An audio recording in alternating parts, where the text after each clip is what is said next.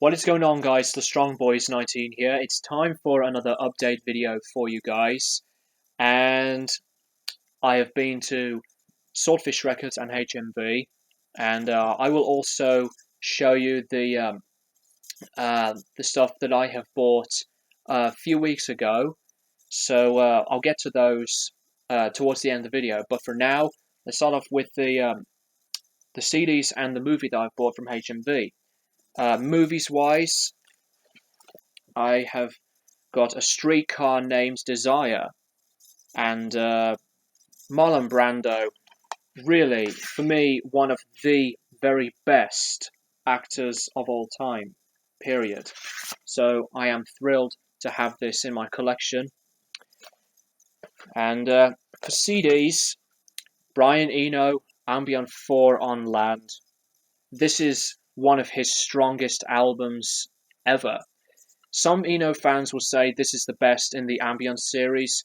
I would still pick Ambient 1 Music for Airports, but this is a very close second of being my favourite. And if you want to check out some really interesting, dark ambient music, this is one of them. Fantastic Brian Eno. Kraftwerk, Tour de France. Haven't listened to this one yet, so I'm excited to listen to this album.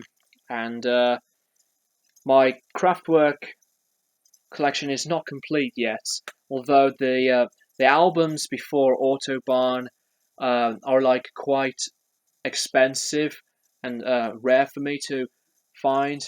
So hopefully I'll get those someday. Now this is a very unexpected one. Two Korpiklani albums in one 2 CD pack. Karkelo and Cornvein Koningas. I might have mispronounced both of those names. I apologize. I'm not good for pronouncing any language in the Finnish atmosphere.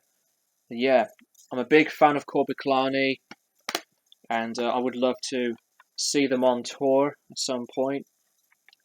Yeah, so I have now got some Korpiklani in my collection. Now for the records I bought from Swordfish Records. The first one is Brian Eno and David Byrne, My Life in the Bush of Ghosts. This is not an original, this is a UK reissue from 1982, the first one. And this album completely blew me away. Another awesome, fantastic album from Eno. Eno and Byrne together with this album, brilliant stuff. It's not ambient music, it is funky, it's got world beat pieces here and there, and it's experimental, it's got some sample pieces that they've included, and they've got tons of other musicians to work with, Eno and Byrne. Just wonderful, wonderful, unique instrumentation right there. Now these two, surprisingly, are unofficial pressings, and the next two I'm going to show, I've discovered them from one of Derek Higgins' videos, where he showed off some of his favourite psychedelia albums to Prog and Jazz Man a few years ago. Love that video, Derek. Blue Cheer, Outside Inside.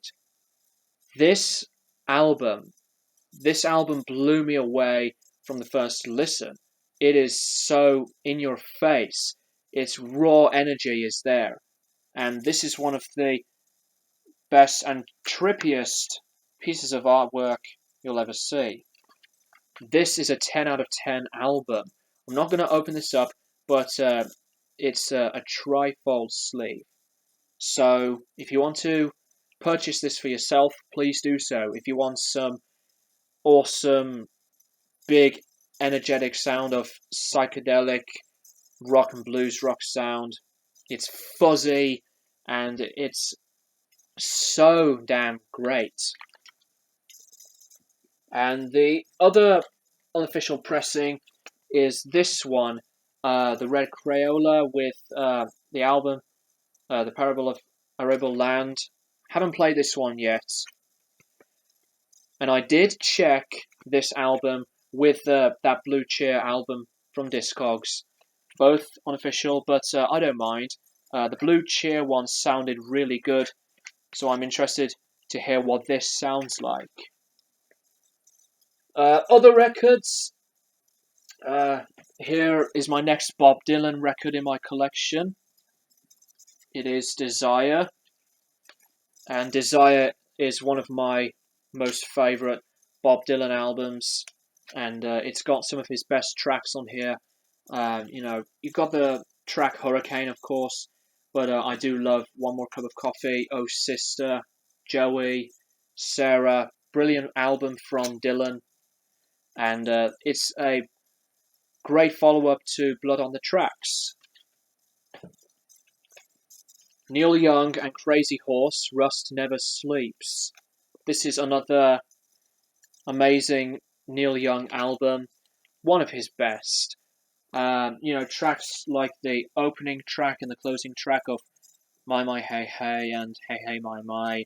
I also love Ride My Llama, Welfare Mothers, and it's so awesome for its time. Really good music, perfectly recorded.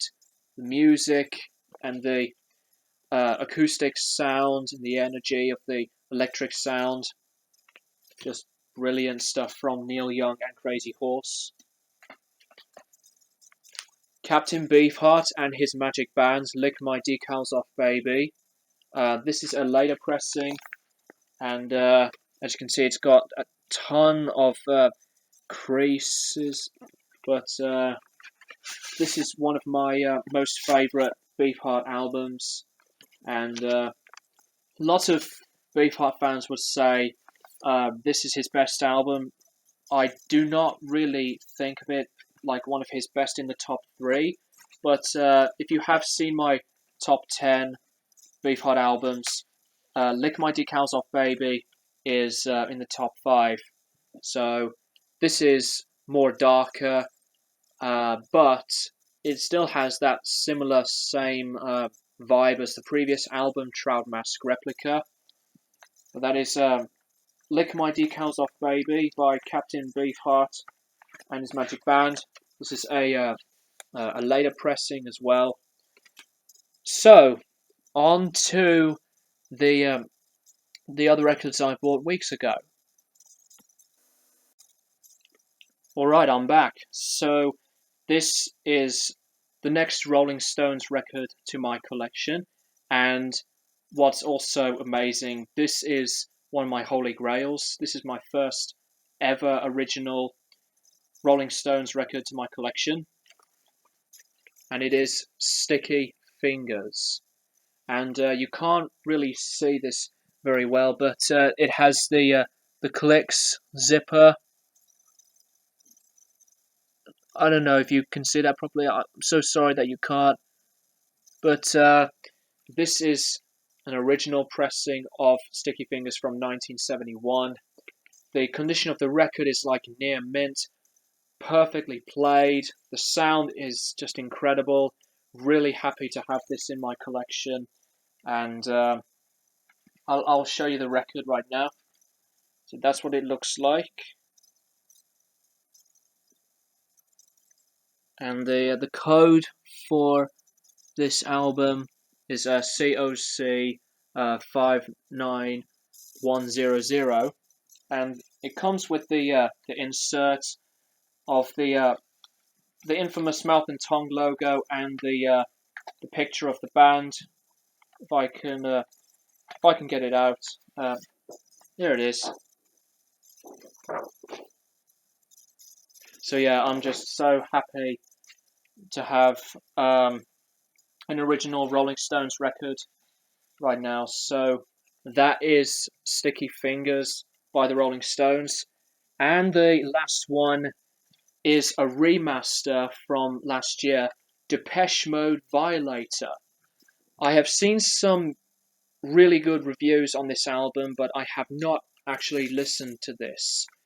So I've heard that this is like a classic electronic synth pop type record. This is the gatefold release. Here's what it looks like. Got the picture of the band. Look at that ass.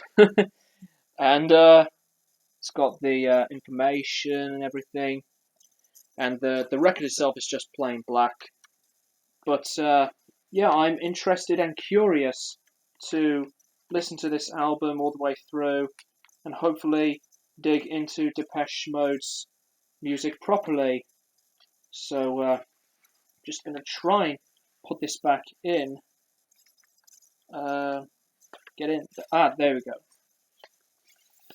So that is that. Depeche Mode's album Violator 2016 remaster. Thank you guys for watching, and these updates will never end. I will do my best to do a lot of them, and I need to do more album reviews because it's the middle of February and I haven't done reviews since my review on Pink Floyd's Obscured by Clouds. Yeah, I promise I will go back to that. Peace out, guys.